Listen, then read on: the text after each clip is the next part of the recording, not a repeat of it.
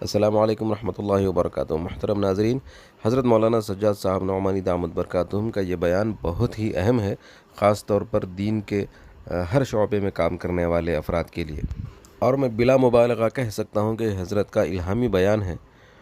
آپ نے اس بیان میں تحویل قبلہ سے متعلق جو آیت ہے، اس آیت سے اس دور کے تقاضوں کو سامنے رکھتے ہوئے بہت ہی زبردست استدلال کیا ہے کہ دین کی خدمت کی جگہ تبدیل ہو سکتی ہے اور مزاج تبدیل ہو سکتا ہے، لیکن دین کی تبلیغ کا اصول تبدیل نہیں ہو سکتا۔ آپ ضرور اللہ سماعت تعالیٰ نے فرمائیں۔ یہ اشارہ فرمایا دوسرے پارے کی پہلی آیت میں کہ بہت سے کم سمجھ لوگ اس پر بہت تنقید کریں گے۔ سیقول السفہاء من الناس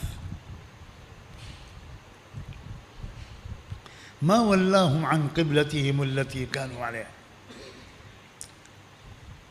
بہت سے بے عقل لوگ یہ آئندہ آنے والے دنوں میں پروپیگنڈا کریں گے کہ کیا یہ روز قبلہ بدلتے رہتے ہیں، کیوں انہوں نے قبلہ بدل دیا، بیت المقدس کے بجائے اب یہ کعبے کی طرف رخ کرنے لگے۔ مقصود تو اللہ کے حکم کی تابع داری ہے، جس طرف اللہ کہے گا اس طرف رخ کرنا یہ ایمان کا تقاضا ہے۔ ایک امتحان بھی ہے کہ تم کسی قبلے سے، کسی مرکز سے جڑے ہوئے ہو تو وہ جڑنا ایک روایت کی بنیاد پر ہے، عصبیت و تعصب کی بنیاد پر ہے، یا وہ حکم الہی کی وجہ سے ہے۔ اکثر دیکھا گیا ہے کہ یہ انسانوں کی ایک کمزوری ہے کہ اگر وہ کسی دعوتی اصلاحی سلسلے سے جڑے ہوتے ہیں، اور ظاہر ہے کہ ہر سلسلے کی ایک عمر ہوتی ہے،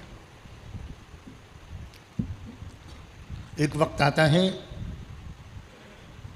کہ اصلاح کے طریقہ کار میں کچھ تبدیلی ہوتی ہے۔ ہر صدی کا اپنا ایک مزاج ہوتا ہے، اسی لیے ہر صدی میں دین کی محنت کا انداز تھوڑا بہت بدلتا ہے، اصول نہیں بدلتے۔ پہلے نیا نبی آیا کرتا تھا، اب ختم نبوت کے بعد اب کوئی نبی نہیں آتا، اب دین کی محنت کا کوئی نیا انداز تھوڑی سی تبدیلی کے ساتھ اللہ اپنے کسی بندے یا کچھ بندوں کو سکھاتا ہے۔ اب مشکل یہ ہوتی ہے کہ انسان جب کسی خاص محنت سے، مرکز سے، سلسلے سے جڑا ہوا ہوتا ہے تو اس کو ایک خاص طرح کا اٹیچمنٹ اور قلبی تعلق اس سے ہو جاتا ہے۔ اب جب کوئی نئی آواز لگتی ہے تھوڑی سی بدلی ہوئی زبان کے ساتھ، کوئی نئی محنت بالکل انہی مقاصد کے لیے، مقاصد میں کوئی تبدیلی نہیں ہوتی، وہی ایمان و یقین، وہی عبادات، اخلاق اور معاشرت اور اخلاص کو درست کرنا، سب کچھ وہی ہوتا ہے، تو پچھلی محنت سے جڑے ہوئے لوگ اس نئی آواز کو اکثر ناپسند کرنے لگتے، اس کی مخالفت کرنے لگتے۔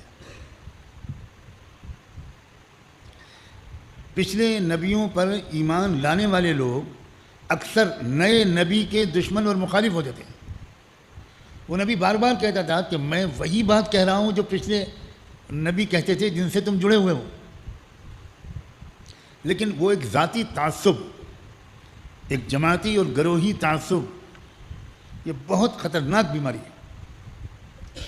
تو اکثر نئے نبی کے دشمن وہی لوگ ہوتے تھے جو پچھلے نبی پر ایمان والے ہوتے تھے، اور نئے نبی پر ایمان لانے والے وہ لوگ ہوتے تھے جو پچھلے نبی کو نہیں مانتے تھے، وہ اس کے ایمان والے پر ایمان لاتے تھے، وہ اس کے مددگار ہوتے تھے، اور پرانے نبی کو ماننے والے دشمن ہو جاتے تھے۔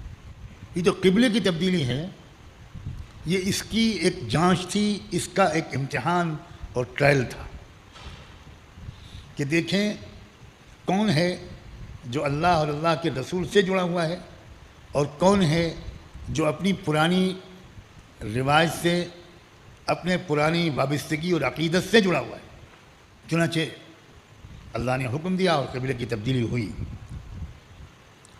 تو یہ قبلے کی تبدیلی میں دودھ کا دودھ اور پانی کا پانی الگ الگ ہو گئے۔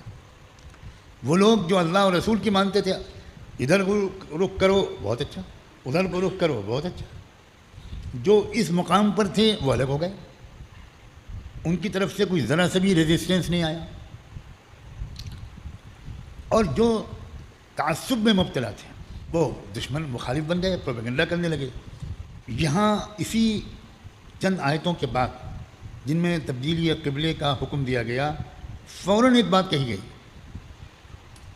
اور وہ یہ کہ یہ اہل کتاب یہود و نصارہ جو مدینے میں ہیں، جو مخالفت کا جھنڈا اٹھائے ہوئے ہیں اور تبدیلی قبلے کو بہانہ بنا کر محمد الرسول اللہ کے خلاف پروپیگنڈا کر رہے ہیں، یہ اچھی طرح جانتے ہیں کہ محمد اللہ کے سچے رسول ہیں.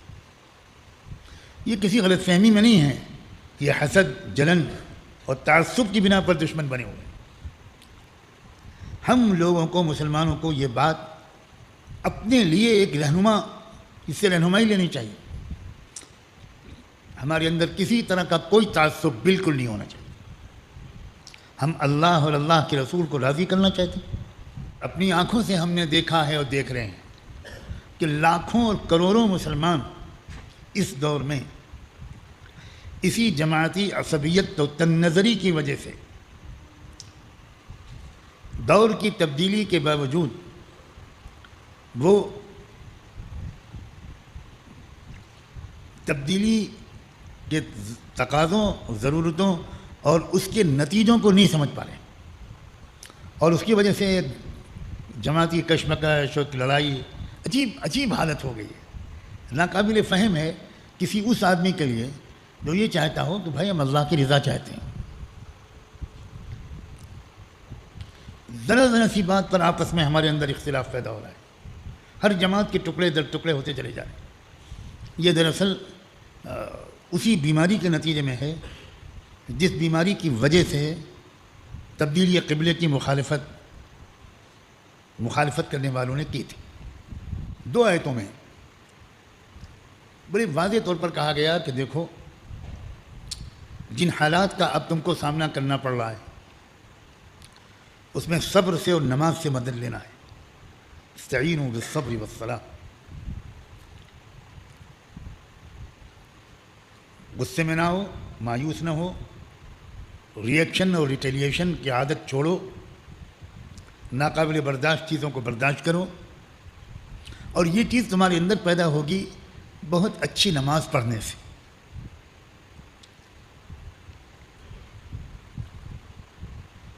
نماز سے تمہارے دل کو تسلی ملے گی، ہمت بڑھے گی، دل کو سکون ہوگا، اور مستقبل تم کو بہت روشن نظر آنے لگے گا.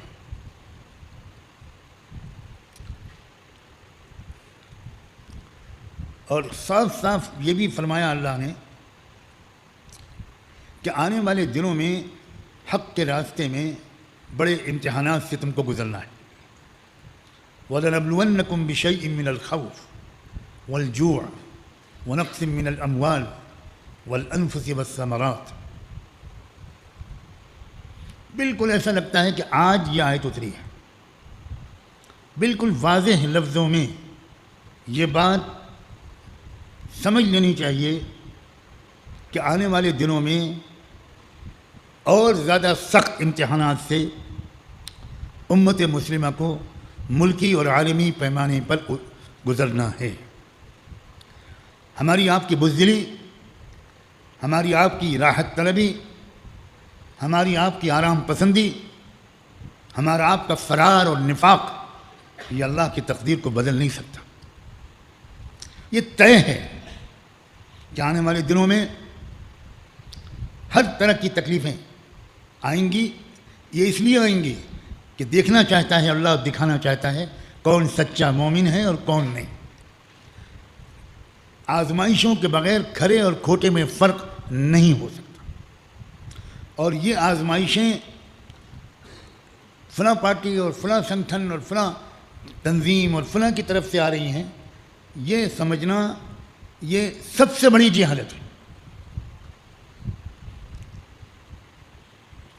اللہ کی پلاننگ کے بغیر دنیا میں کچھ نہیں ہو سکتا.